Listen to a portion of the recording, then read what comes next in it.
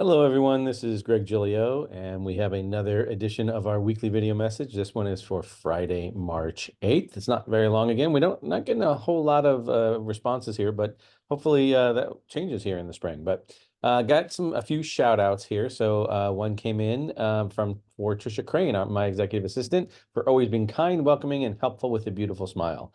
I didn't put that one in there, but I agree with all of those things. So she does a great job. So I appreciate her support and help and guidance in the office.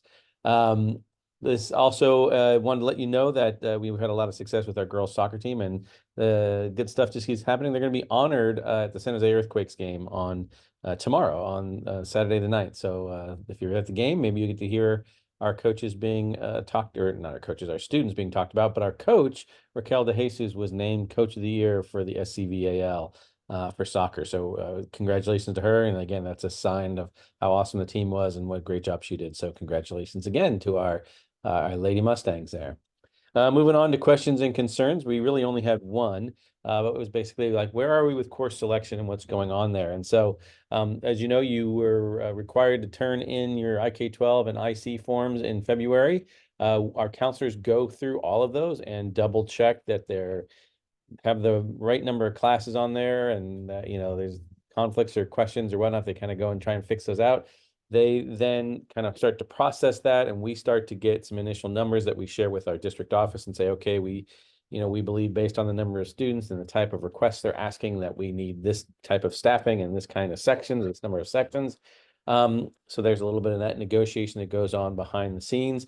But our goal is by April 1st, we're going to be sending you a letter, a verification letter that says, hey, these are the 6 or so classes that your student has signed up for. Are these the ones that you're sure you want? It'll go home via the IK-12 form. Then you just fill that out and say yes or no or what the changes are. This is just a list of selections. It's not an actual schedule. It's just like it doesn't have teachers with it or any of that kind of stuff.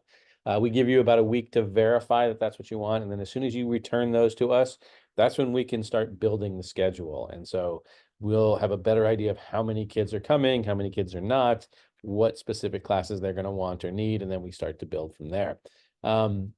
And then that building goes all the way on until August, basically. And then people say, well, why can't we have our schedule sooner? Well, a lot of things change over the summer. Sometimes we get more students, sometimes we get less students, sometimes a teacher leaves. And so that means a change in some of the sections, or we have to change some of the way, the sections are being built. So lots of stuff going on. So that's kind of where we are. It's still very early in the process. We don't really get our hands dirty till after April, that's when we really start digging into doing stuff. So that's where we are, in case you're wondering. So that was the only question or concern or suggestion that even came up. We have definitely a lot of things for your general information. It's that time of year again for me to talk about the game Assassins. This is a game that has been around since I was in high school, which shows you how old it is.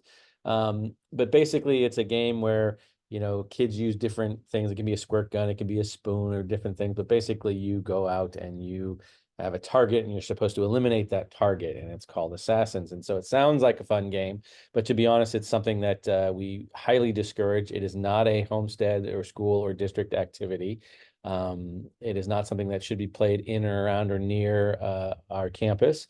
And that this is something that actually has been quite dangerous and has led to consequences in previous years. So if your kid is talking about wanting to play this and you're putting up money to do it or whatever, please don't do it. We've had situations where kids have been hit by cars, they have been chased through campuses, they have been chased through people's backyards, that police have been called on people, and we really would ask that you not allow this game to go on. So we've had some situations where it happens right towards the end of the year, and they start to lose some big privileges like proms, or we've even had kids lose privileges at graduation. So let's really not do that. If you have any questions, you can always email me. But if you're hearing your kids talking about this, you're aware of this, please shut it down. And it is not a school-sponsored game. It is not something that we condone, and it could be problematic. So moving on, there is the PTSA Senior Essay Contest. So hopefully you're getting a chance your students can win a total of $1,500 for the winners of the contest. Please get your submissions in. The prompt is right there. It says, as technology continues to evolve, which human values do you believe remain timeless and relevant? What are you doing to live by those values? And again, then that link there is a live one. If you click on the PowerPoint and that comes along with the blast, you can go right in there, or you can go to their PTSA page, but you must be a senior to participate. Want to let you know that we are, after a year of non-construction, we do have some construction planned for the summer, and it'll bleed a little bit into the beginning of next year. But basically, the board did vote to approve to have our artificial turf replaced with more artificial turf. There was a bit of a big battle over whether to go to natural grass or not, and in the end, the district decided to go with artificial turf. All three fields are going to be replaced. It's going to kind of go a little bit staggered, though. The softball field, which is the one in the middle of the two fields, actually is going to go down first. It's going to go down after softball practice and season in May. And then the stadium will go down after we have graduation. So right the day after, it starts to get torn. Not that stadium doesn't get torn down, but they do all the work to tear up the turf and all that kind of stuff. Both of those fields are supposed to finish around early to mid-September. So that's what we're planning on and we're hoping for. The baseball field is going to be used as our kind of our catch-all for practice and band and anything else that's going on out there. But then as soon as those other two fields are done, we're going to open up and do the baseball field. So that will bleed into the school year. So probably, that starts around September, may finish around November or so. But it shouldn't be too bad. The PE department's planning all that, but just wanted you to know there's a little more construction coming down the pike here. And again, that's all supported by the bond measure money that you all voted in so generously several years ago. So thank you for that. Some traffic reminders. We're definitely starting to see a lot of issues with parking. This is the time of year where senior or sophomores are getting older and they're starting to drive, but you must have a parking pass to park in the student lot, and you may not park in the staff lot if you're a student.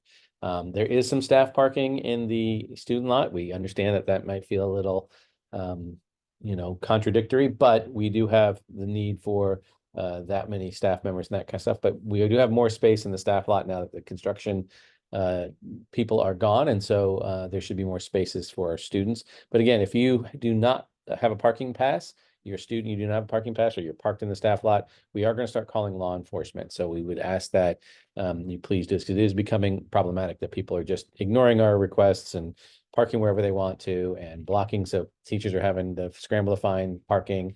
Kids are having to scramble to find parking too, because there's people who pay for it haven't actually aren't able to find spots because other people are there using it. So again, we will definitely talk to them. One more thing about the staff lot. We do ask that, we know that after school there are baseball games and other activities, but please do not use the parking lot in the staff lot until the last class is done for the day.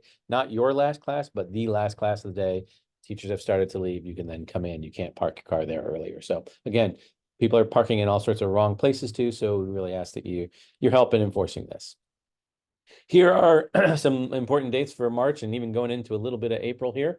Again, just a heads up that it's spring forward this weekend, so daylight savings time. It always is a little rough on some of the kids sometimes, but it's nice to have the later sunsets. We do have our CAS testing next week. We have some fun too with the rally for the Battle of the Classes. There's some Battle of the Classes activities. It's basically our spring Pride activity, Pride Week kind of thing. And so it's a lot of fun. We do have no school on the 18th. So just make sure you realize your kids have a 3-day weekend that time. There is a college info night for juniors and junior parents only on the 19th. So mark that one on your calendar. Also, if you're saying, hey, I'd love for my kid to have a job towards the end of the school year or in the summer, Sunnyvale Teen Job Fair is coming up. So there's information on our website about it.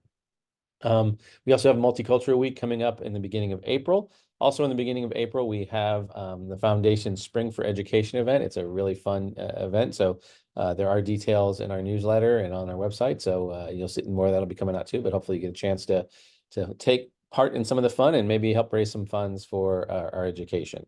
Not our education, but the education for our students. And then just, if you're really looking forward to it, spring break's coming up the week of the 15th. So anyway, that is, I said, a short and sweet one here. Hope you send in your other questions and comments as they come, and hope you have a great weekend, and we'll see you next week.